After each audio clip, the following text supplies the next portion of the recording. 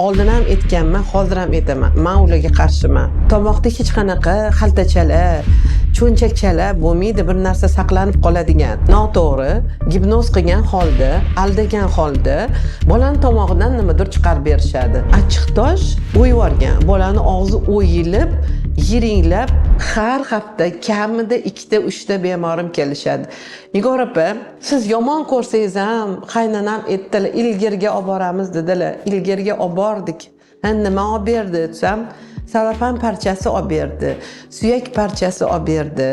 Necha martadan aytaman, tomoqda hech qanaqa narsa joylashib turadigan xalta yo'q.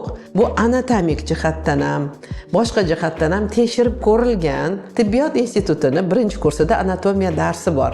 Shu yerda o'qiydigan talabalardan so'rasanglar ham bo'ladi. Tomoqda hech qanaqa xaltachalar, cho'nchakchalar bo'lmaydi, bir narsa saqlanib qoladigan. Faraz qilinglar, agar u cho'nchakchalar bo'lganda hamma yegan narsamiz o'sha cho'nchakchada saqlanib, voqli o'lib ketardik. Ilgirlarga qarshiman, yana bir bor aytaman. Chunki noto'g'ri, gipnoz qilgan holda, aldagan holda bolani tomog'idan nimadir chiqarib berishadi. Yana bitta doktorga olib borib ko'ringlar deb qo'yishadi, o'zlarini himoyalagan holda. Tirikchilikni aybi yo'q deyshadi, ularning tirikchiligi shu ekan.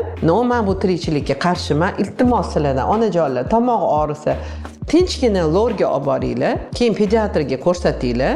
Ilgirga olib borib, ilgir olib bergan narsani qo'lida ko'tarib yurib, bolani o'yda faqat og'zini achchiq tosh bilan chayib bizaga og'irlashtirib olib keldi bir ona yaqinda. Stomatitdan zo'rg'a chiqarib yubordik bu bolani. Achchiq tosh o'yvorgan, bolani og'zi o'yilib, yiringlab, shpatel tekkanda qonab ketyapti. Agar bolanglarni og'zida, tomog'ida muammo bo'lsa, olib kelinglar, davolaymiz, xudo xohlasa yaxshi bo'ladi.